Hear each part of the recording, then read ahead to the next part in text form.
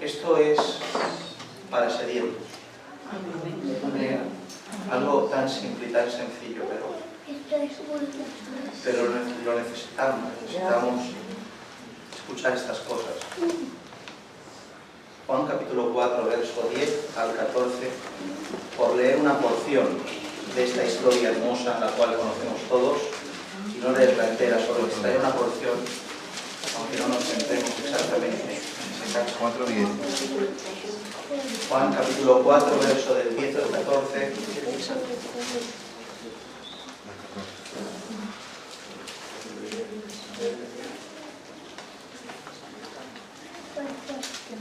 Amén.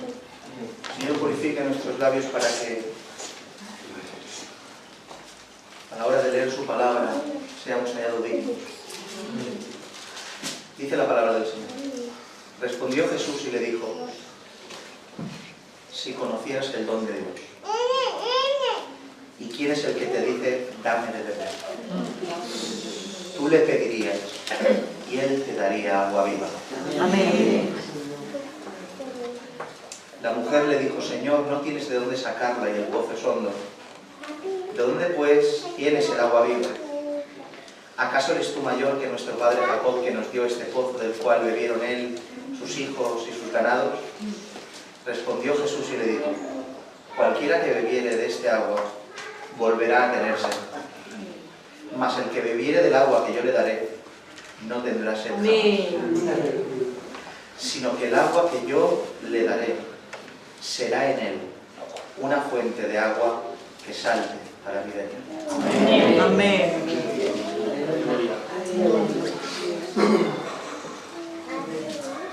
Esto es lo que quiere hacer el Señor contigo. Esta es la manera que tiene Él de saciar la sed.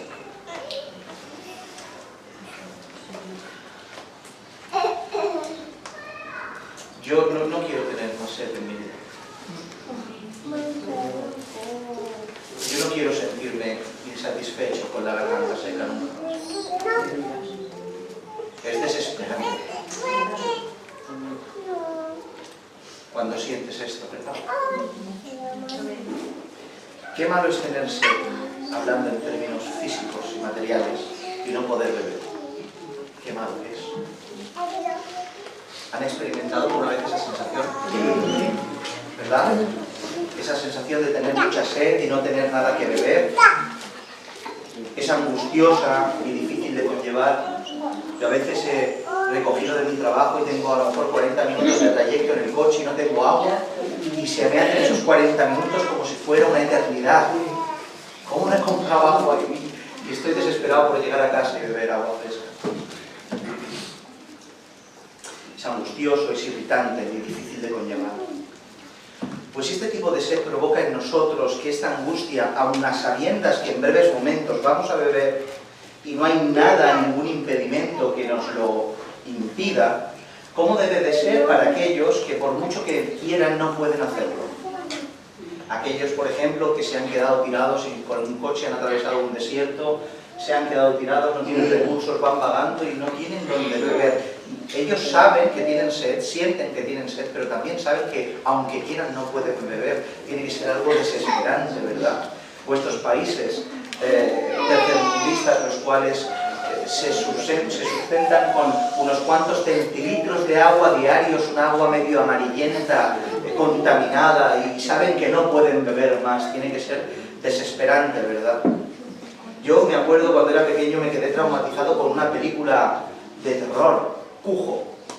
La película trata de un San Bernardo que es mordido por un murciélago y la madre con su hijo va a una casa y el perro está por ahí rondando y no pueden salir del coche. Pasan muchos días y no pueden salir porque el perro está ahí acechando para poder devorarlos. Y resulta que la madre no puede salir porque se los van a comer.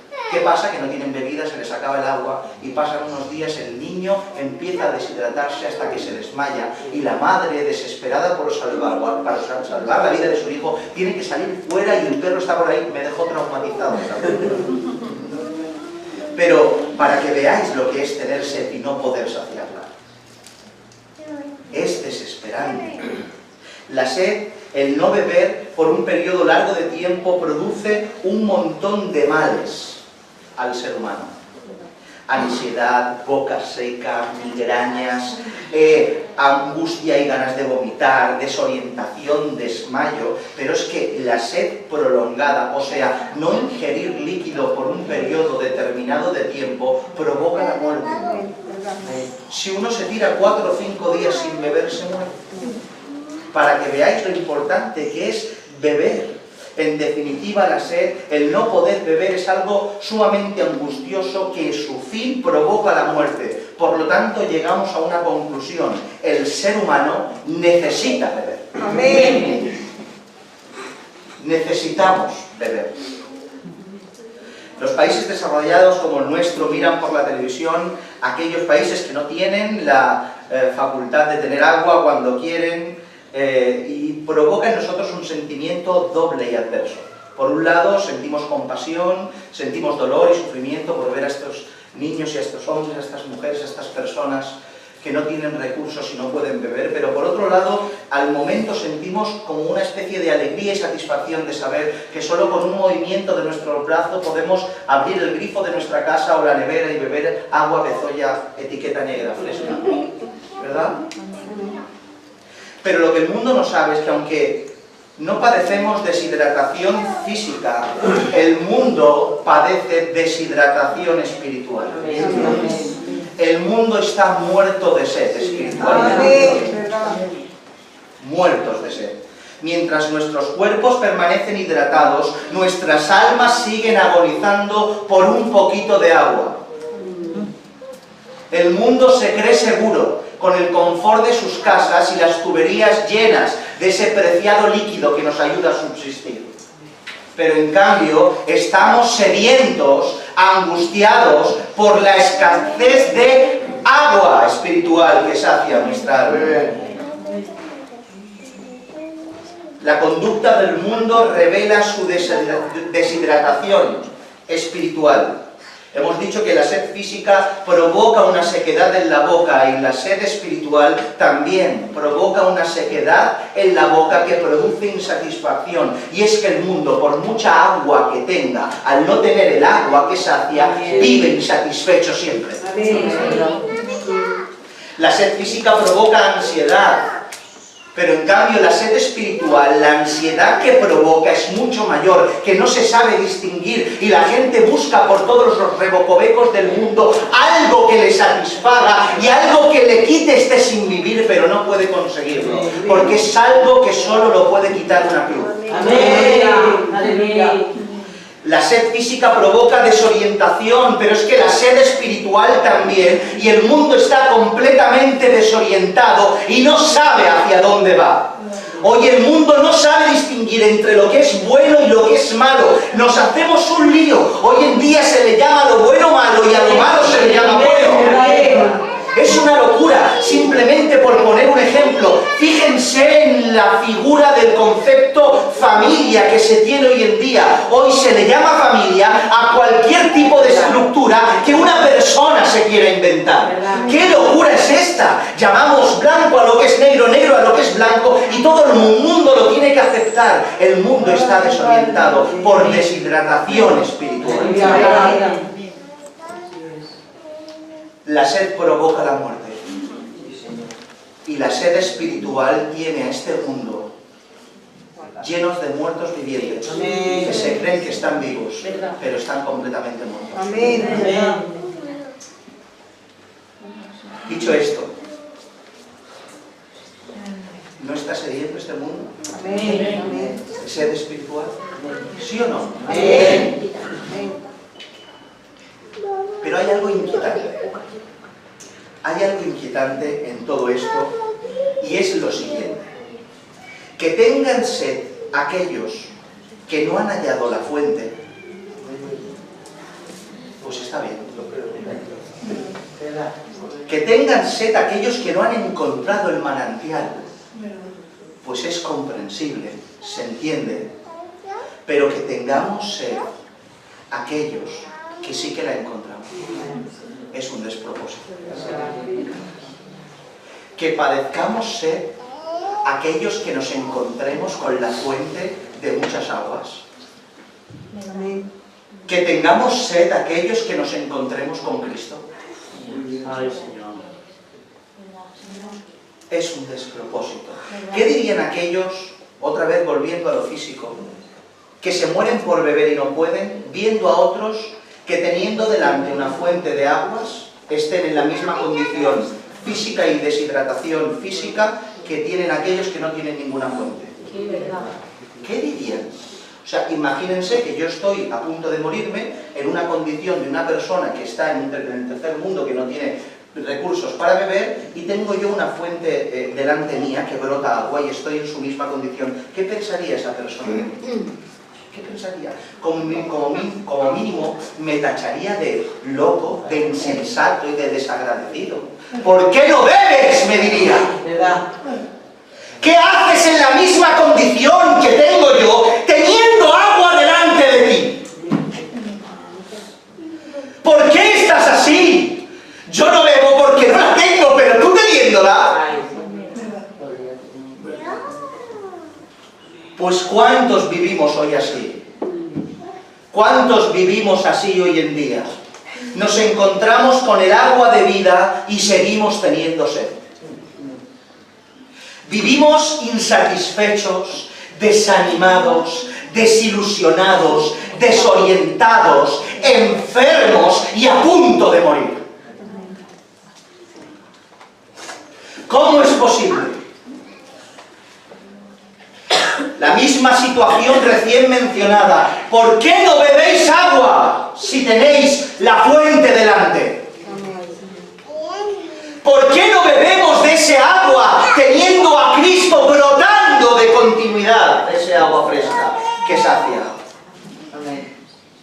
Es una locura, es un absurdo estar sedientos teniendo a Cristo, a la fuente de agua viva delante.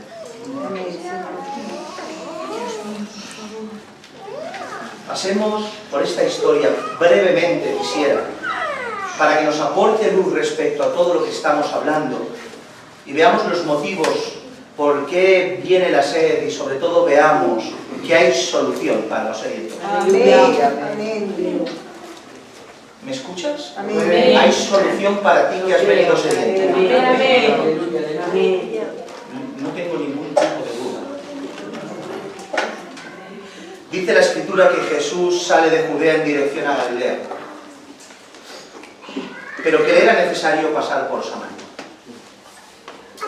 Que Jesús vaya de un lugar a otro, de una región específica a otra, no es nada especial ni relevante, a no ser que sepas el contexto que envolvía a samaritanos y a judíos en los tiempos del primer siglo. Todo comienza con la desobediencia de un hombre, Salomón. Este conflicto entre judíos y samaritanos, todo comienza por la desobediencia de un hombre, Salomón. Salomón se va en pos de otras mujeres y en consecuencia de otros dioses. Y peca. Y por ende Dios lo enjuicia. Y le promete Dios y le dice que su reino será dividido, pero por amor a su padre David, no lo haría en sus días, sino que esperaría los días del reinado de su hijo. Cuando el hijo de Salomón, Roboam, tuvo el reino en lugar de su padre, hubo un conflicto entre el rey y el pueblo a causa de unos impuestos abusivos que no supo administrar bien. Ese conflicto fragmentó el reino en dos partes. 10 tribus se fueron hacia el norte, ubicadas en Samaria como capital y teniendo como líder a Jeroboam, y 2 tribus, Benjamín y Judá, se quedaron en el sur, siendo la capital Jerusalén como ya era, y siendo el mismo rey Roboam. Desde entonces se hace una diferencia en las Escrituras entre el reino de Judá y el reino de Israel. Cuando vemos esto, y permítanme hacerle un paréntesis aquí, ¿qué propició la separación? Como hemos dicho. ¿Qué propició la separación? ¿Una mala gestión de tributos mal pagados o mal gestionados? La gestión administrativa fue un detonante, sí, pero lo que en realidad propició la separación fue la desobediencia de Salomón y el juicio anticipado de Dios. Por tanto, lo único que contemplamos aquí es el efecto de la causa. ¿Y por qué me he tomado un minuto para hablar de esto, solo un segundo? ¿Cuál es la lección? Toda desobediencia tiene consecuencias. Amén. Toda desobediencia tiene consecuencias que en pocas ocasiones, escucha bien, solo te repercute a ti exclusivamente. Ojo con lo que haces creyendo que el mal solo viene para ti. No solo viene para ti. Es muy difícil que el mal que viene para ti no lo sufran los que están colateralmente a tu alrededor. Cuando tú pecas, el principal perjudicado eres tú. Pero también se perjudican los que tienes a tu alrededor. Tu pecado abarca mucho. ¡Ojo! Amén. Amén. Pero continuando, el norte fue conquistado por los asirios en el 725 a.C., el sur por los babilónicos en el 586 a.C., pero mientras que en el sur con Nabucodonosor fueron cautivos, no perdieron la identidad de pueblo, no se mezclaron, practicaban en la medida de lo posible la fe que tenían. Sin embargo, en el norte fue completamente diferente. Los asirios asolaron con las 10 tribus que estaban en el norte, los dejaron sin nada que hacer, los mataron a muchos, otros fueron esparcidos por todos los lugares. ¿Habéis escuchado alguna vez las tribus de Israel perdidas? Desde ese entonces se han esparcido por todo el mundo hasta el día de hoy. Pero lo peor que pasó es que los que quedaron vivos y los que quedaron allí en Samaria se mezclaron, emparentaron con los asirios e hicieron una mezcla con ellos. Cuando llegó el tiempo de los persas, los cuales conquistaron Babilonia, el rey Ciro dio permiso al pueblo de Israel, estando a la cabeza Zorobabel, de volver a Jerusalén a restaurar la ciudad, a continuación el templo, y fueron a restaurar todo esto.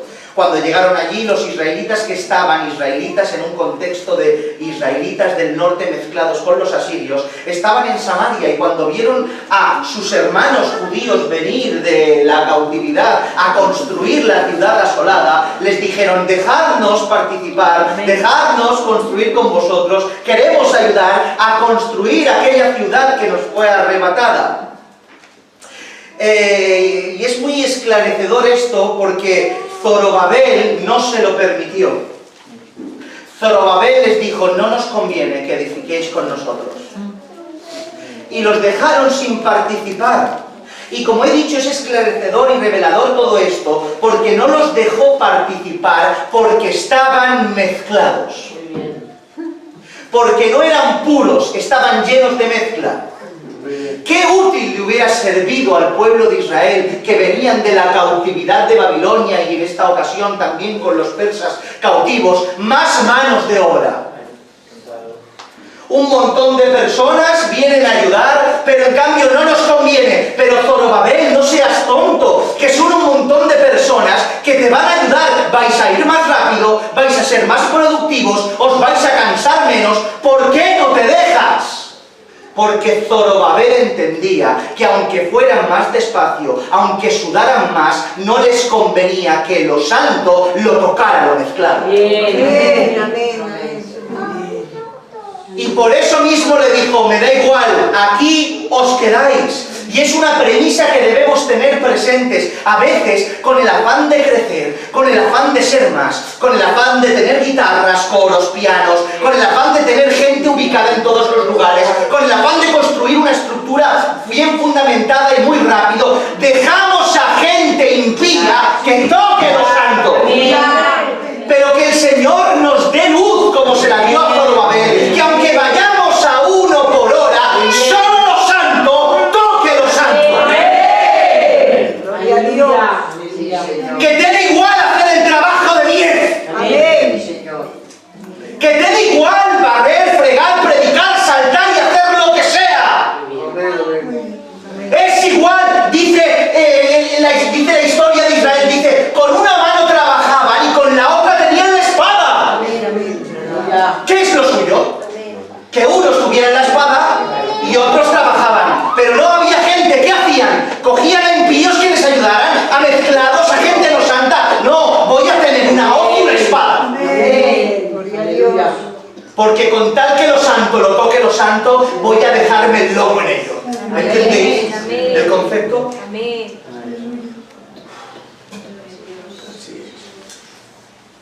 Ante la negativa de Zorobabel, quiero ir rápido, me estoy parando demasiado, los samaritanos pusieron todas las trabas y dificultades para la construcción durante años. ¿No nos dejáis construir?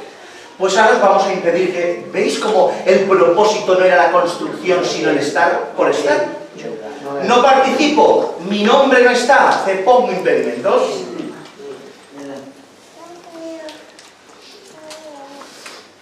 Y durante años les pusieron trabas y desde entonces la separación entre judíos y samaritanos se ha ido cada vez más fuerte hasta llegar al cenit, en el primer siglo, en los tiempos de Jesús. En los tiempos de Jesús, judíos y samaritanos estaban tan enemistados entre sí que si Judea está aquí, Galilea está aquí, Samaria está aquí en el mapa, cuando si tienen una Biblia lo pueden mirar, Judea, Samaria y Galilea, hacían un rodeo por la costa o cruzando el Jordán por la parte de arriba para llegar a Galilea, con tal de no cruzar por Samaria. Fíjate si se tenían enemistad entre ellos, si no se podían aguantar entre ellos mismos.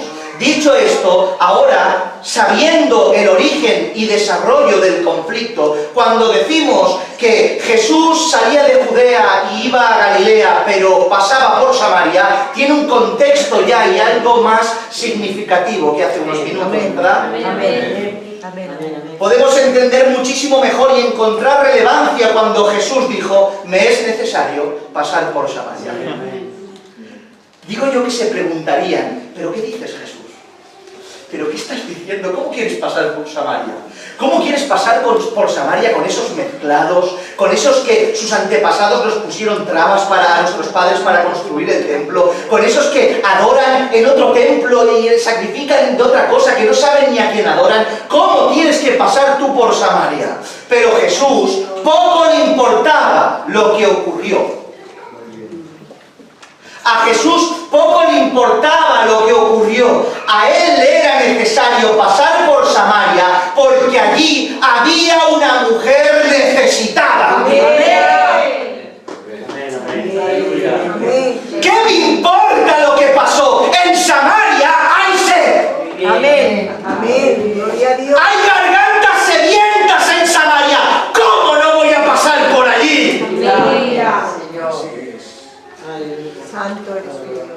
Allí había una mujer que necesitaba beber, una mujer que llevaba toda su vida sedienta. Y te digo algo así de paso, ¿acaso crees que a él le condiciona tu pecado o el pozo cenagoso donde estás metido? ¿Qué has hecho? No me lo digas. Piensa, ¿qué has hecho? ¿Qué pecado has cometido? ¿Qué transgresión has hecho? ¿En qué situación te encuentras? ¿Qué has cometido? ¿Acaso te crees que es un condicionante para que el Señor venga a pasar por tu Samaria? ¿Acaso crees que al Señor le condiciona el Señor cuando rescata, rescata? Amén. Amén. Y si tienes sed, te prometo que pasa por tu Amén. tierra. Amén, amén. Si estás sediento, el Señor pasa por tu tierra. Jesús, al llegar a Samaria, se sienta en el pozo de Jacob y era como la hora sexta, las 12 del mediodía. Pareciera ser que este relato tan natural, llego a las 12, me canso, me siento, mando a mis discípulos a comprar de comer y viene una mujer, parece que fuera todo acto y consecuencia, pero era un plan perfecto del Señor. Porque al Señor no se le escapa nada. Amén. ¿Usted cree que está aquí sentado porque ha sido su bondad, su decisión y su voluntad? Dios designa los pasos. ¿Verdad? Así es. Y este relato está perfectamente medido por Dios. No llega a ninguna otra hora, ni a las 9, ni a las 10, ni a las 3, sino a las 12 del mediodía. Jesús se sienta en el pozo de Jacob, despide a sus discípulos y les manda que compren de comer. Y en ese preciso momento viene esa mujer a sacar pozo a sacar agua del pozo. Porque en el Señor no hay casualidades. El Señor saciará tu sed. A primera vista que una mujer vaya a sacar agua de un pozo tampoco es relevante, como lo que hemos leído antes de que Jesús de Judea quería ir a Galilea. No es relevante, pero nuevamente, conociendo el contexto, entendemos algo interesante. Según los que entienden, y es algo que también conocemos, la hora más calurosa del día probablemente sea a las 12 del mediodía, donde el sol está ahí a lo alto y abarca a todo lugar. Y si es la hora más calurosa del día, la pregunta es, ¿por qué esta mujer no iba a sacar agua del pozo a una hora más saludable? A una hora mejor, a una hora que le fuese más fácil sacar el agua. Si yo tengo que ir a un sitio, pues no me voy a pleno sol, lo voy a hacer a unas horas más fáciles, que no me dé el sol en la nuca y me deje ahí frito. Porque la hora sencilla, la hora del fresco, la hora donde apenas había dificultad para extraer el agua, solo estaba reservado para las doncellas. Solo estaba reservado para las mujeres de testimonio, las mujeres que no tenían tacha. Las horas difíciles eran para las mujeres que habían cometido pecado.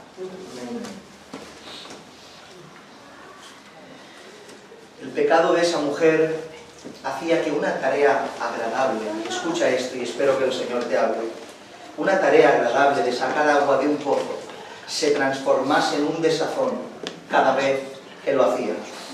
Las doncellas no solo sacaban agua por sacar agua, era como ir a la plaza al mediodía donde todas tus amigas se veían. Salían, iban a sacar agua del pozo y se veían. Era una hora donde no daba el sol mucho, iban a primeras horas de la mañana, hablaban de sus cosas, reían, conversaban, sacaban agua y se iban a su casa. Pero en cambio esta mujer iba y no había nadie, solo estaba Jesús. Iba sola y se perdía toda esa riqueza. Ella no podía sufrir, beneficiarse, sino que sufría de esa labor.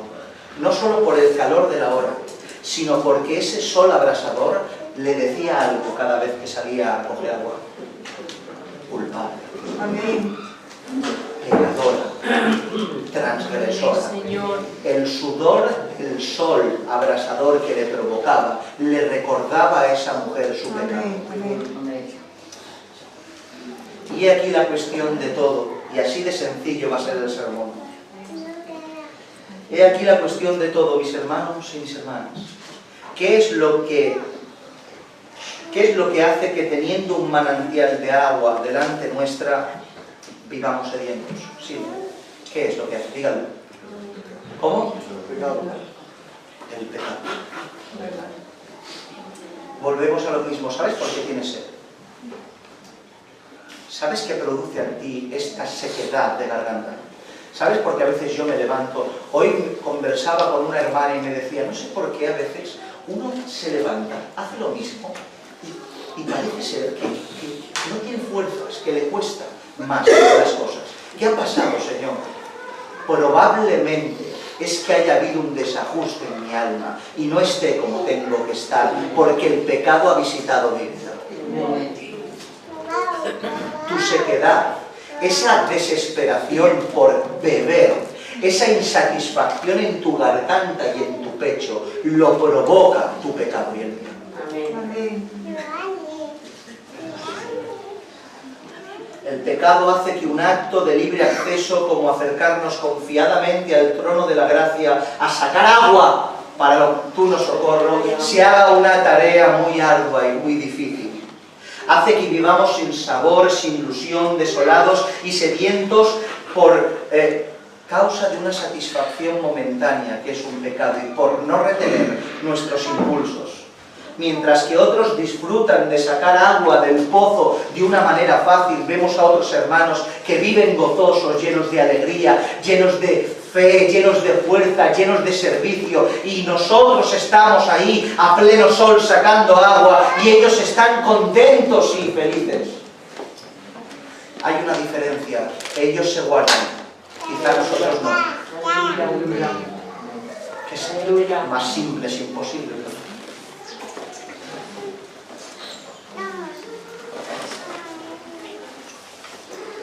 Pero creo que es tiempo de que el Señor cambie tu horario, mi hermano y mi hermana. Si estás cansado de estar así, simple, arrepiéntate. Amén. Amén. Pídele perdón al Señor. Amén. Y que el Señor cambie la hora de sagrado. Lo primero que vemos en esta frase de Cristo es que en una sola frase inunda a esta samaritana de puro evangelio. ¿Se han dado cuenta? Sin rodeos, sin disertaciones. Lo único que quería era quitarle la sed. Y le dice, respondió Jesús y le dijo, si conocieras el don de Dios y quién es el que te dice, dame de beber, tú le pedirías y él te daría agua viva. Es Juan 3:16 codificado esto. Juan 3:16 codificado. Si conocieras el don de Dios, de tal manera amó Dios al mundo que dio, que es un don, un regalo que hizo el Señor, dar, que mandó a su Hijo unigénito. Si tú supieras quién te pide agua, quién era el que le pide agua, el Hijo unigénito, Cristo. De tal manera amó Dios al mundo que le daría a su Hijo unigénito para que todo aquel que en él cree no se pierda, mas tenga vida eterna. Tú le pedirías agua y él te daría agua para vida eterna. Es Juan 3:16 codificado. Le predicó el evangelio puro en una sola frase. Continúa inundándole con el agua que salva y sacia. Respondió Jesús y le dijo, cualquiera que bebiere de esta agua volverá a tener sed, mas el que bebiere del agua que yo le daré no tendrá sed jamás, sino que el agua que yo le daré será en él una fuente de agua que salte para vida eterna. Cómo le inundaba de su agua, cómo quería quitarle la sed a esta samaritana. Como hemos dicho, Jesús quería pasar por Samaria con un propósito definido y concreto. Y le garantizo que no era el propósito acusar a una mujer destrozada. Hay a veces que nos movemos con el propósito único de denunciar. Y gloria a Dios, pero detrás de la denuncia hay un propósito, restaurar la denuncia. Y el Señor tenía un propósito definido, el cual, el propósito nuclear no era la denuncia, sino la restauración.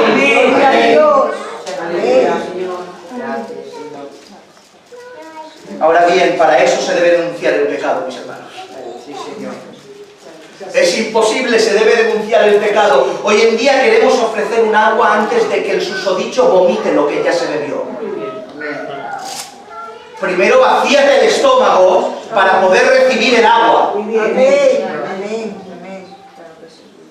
Confiesa tu pecado, saca lo que has ingerido. Seguro que sería embarazoso para Cristo decirle a una mujer, el marido que tienes no es tuyo. 5 maridos has tenido, pero el marido que tienes no es tuyo. Pero Jesús sabía que era necesario sacar a la luz el pecado. El pecado no se puede ocultar. Poner pecados debajo de la alfombra no arregla nada. Lo único que lo arregla es sacarlos a la luz y que el Señor los arranque.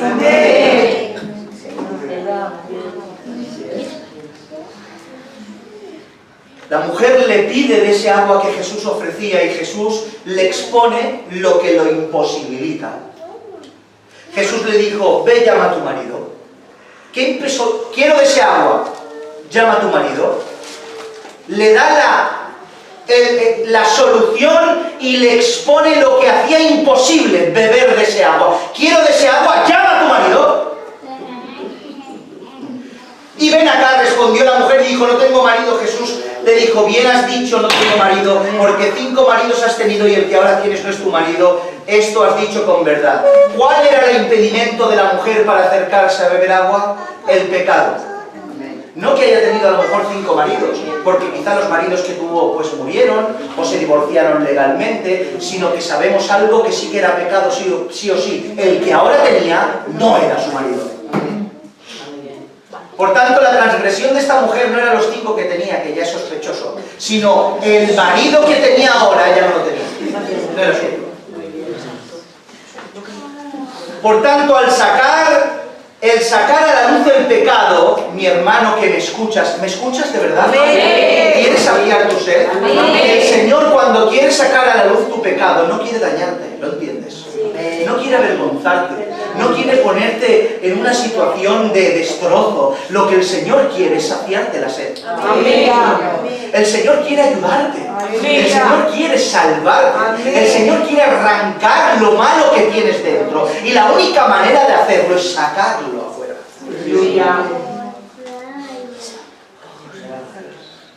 ¿Entendéis esto? Amén. Gracias, Señor. Alégrate cuando Dios te descubre. Recuerda que la reacción natural cuando te acercas a la luz es que tus tinieblas se vean. Por tanto, que se vean tus tinieblas ya es algo hermoso. ¿Sabes por qué? Porque significa que cerca tuya hay una luz que te alumbra. Amén. En medio de las tinieblas todos son tinieblas y nadie se ve. Pero cuando aparece una luz, nosotros no somos luz, somos reflejos de la luz. Cuando aparece alguien que porta la luz del Señor, el pecado, la tiniebla de los demás queda al descubierto. Por tanto, dale gracias al Señor cuando tu tiniebla se descubre, porque quizá Dios haya mandado una lumbrera cerca tuya. Amén. Aleluya, Dios. Santo eres, Padre mío. Esa lumbrera, mi hermano y mi hermana, escúchame, esto es así, ¿vale? Esta lumbrera no es para hacerte mal. Esta lumbrera que el Señor te manda y te denuncia y te saca a la luz tu pecado, es para hacerte bien. ¿Sabes quién te va a hacer mal? Aquel que dice que es luz y es tinieblas y hace que tu pecado no salga. Ese te va a hacer mal, porque jamás te va a ayudar en nada. Pero en cambio, aquel que te habla y te dice verdad, aquel que te habla y te denuncia bien para poder restaurarte luego, ese es un verdadero hermano, mandado por Dios con una lumbrera pequeñita para disipar la tiniebla. Vale, pastor, vale. Vale, muy bien. Quiero beber de ese agua.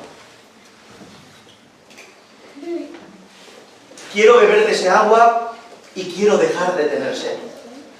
Quiero deshacerme de mi pecado, pero no puedo.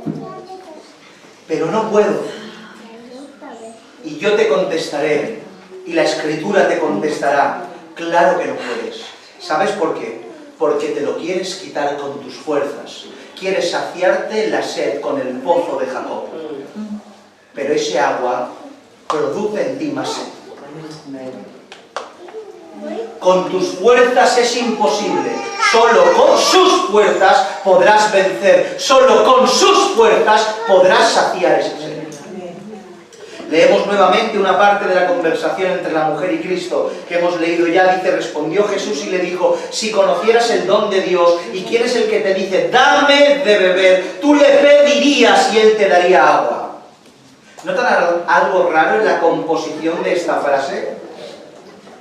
Dame de beber y tú le pedirías. ¿Notan algo raro? Dame de beber, tú le pedirías.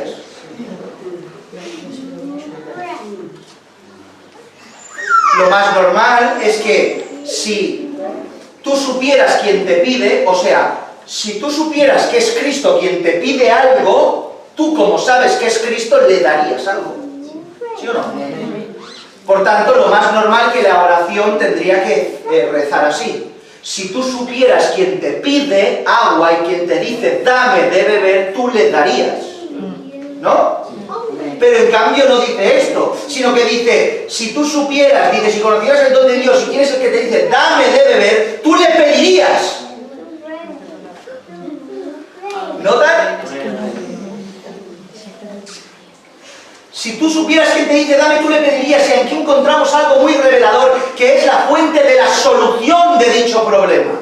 Y escucha bien y que se te quede grabado a fuego en tu corazón. Él te pide no para que le des, sino para que le pidas. Él te pide no para que le des. Él te pide, Él te dice dame para que tú le digas dame. Él te dice dame para que en tu condición de mendigo que no tienes nada, le digas dame tú primero, Señor. Él te pide para que le pidas. Mateo capítulo Señor tu Dios con todo tu corazón, con toda tu alma, con toda tu mente. Este es el primer y más grande mandamiento. Y el segundo es semejante, amarás a tu prójimo como a ti mismo. Entendemos que el principal mandamiento, el cual es el índice de todos los demás, la base de todo mandamiento es dar amor. ¿Sí o no? Amén. Dar amor tanto para el Padre y dar amor tanto para el prójimo, ¿verdad? Pero ahora dice 1 de Juan capítulo 4, verso 19, nosotros damos amor, le amamos a Él porque Él nos amó primero. Amén. ¿Notan? Le amamos a Él porque Él nos amó primero, o sea, Él nos exige amar y ante la imposibilidad carnal de nuestra incompetencia y falta de amor, no nos queda otra que pedirle amor y como Él nos ama, nosotros podemos amar. Amén. Amén. Por tanto, ¿cuál es el secreto de la fuerza? Él te pide no para que le des, Él te pide porque sabe que no le puedes dar. Amén. Y cuando no le puedes dar, tu condición de reacción es, Señor, no tengo para dar lo que me exiges, y entonces te aclavas a Él te da, y es entonces cuando puedes dar. Amén. Nada de pozo de Jacob, agua que brota de Cristo. No con tus fuerzas, sino con las suyas. Cuando el Señor te exige obediencia, tú te ves imposibilitado y el Señor te quiere de mendigo permanente, ¿lo entiendes? Amén. El Señor nos quiere permanentemente dependientes, pobres de espíritu, no altaneros, que ante cualquier demanda digamos, no, Señor, no puedo. Que ante cualquier demanda digamos, yo no sé, yo no llego, yo no tengo, pero ante ese no tengo le pides y Él llena tu alforja de paz. Amén, Señor. Por tanto, quitarte tú la sed es imposible. Y cuando tú no puedes quitártela, se la pides a tu Padre y Él te da fuerzas para poder quitarte. ¿Entendéis esto, por favor?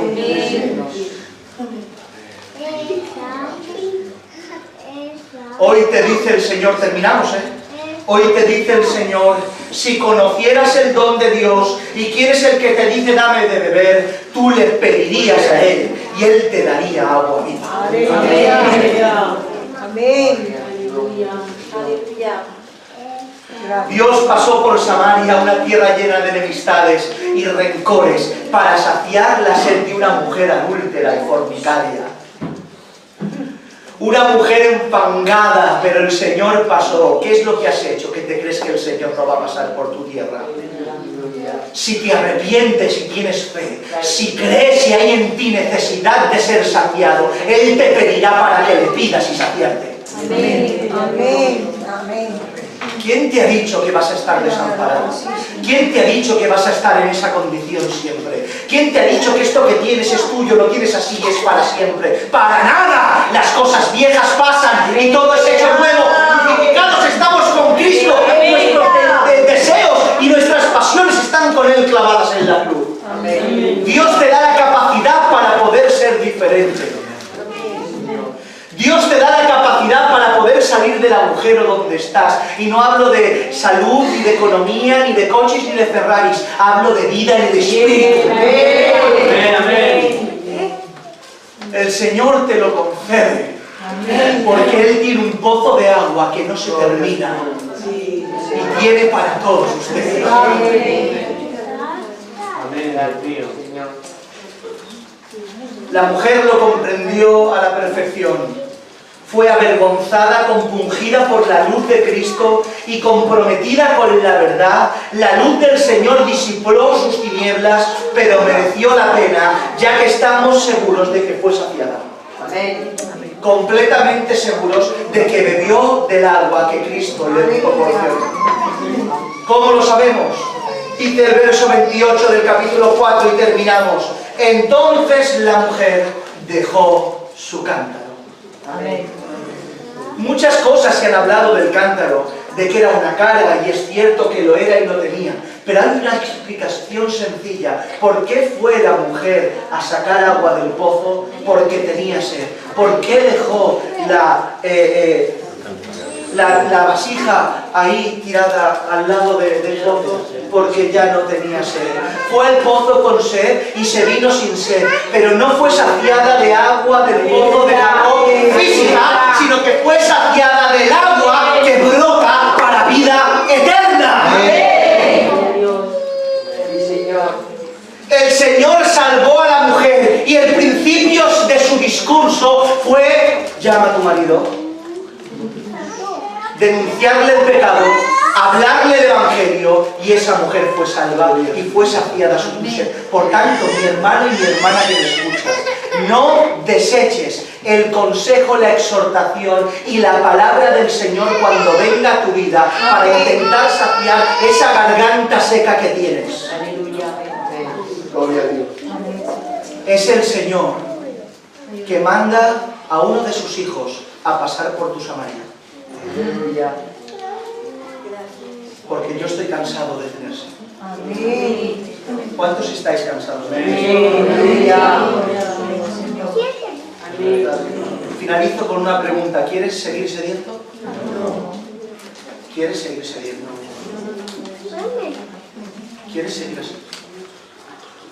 Vivir todos los días teniendo una fuente de agua y sedientos, desesperados, que nos levantemos y en cuanto se abren los ojos, abrimos los ojos al despertar, en vez de un gracias Señor por un nuevo día, hacemos un otro día más, como si fuera una losa en nuestro cuello que nos asfixia, como se nos hace un nudo en la garganta, porque comenzamos un día y un día lleno de tristeza. Vaticinamos ya en nuestra mente que va a ser un día difícil, un día duro, un día de pena, un día de amargura, un día sin sabor, un día seco de sed. Pero en cambio, si te acercas a Cristo arrepentido, te levantarás con los mismos problemas, mismas enfermedades, mismas dificultades económicas, etcétera y mil etcétera, pero te levantarás lleno de fuerza, deseo y alegría y gozo de tener un día más para alabar al Padre Celestial.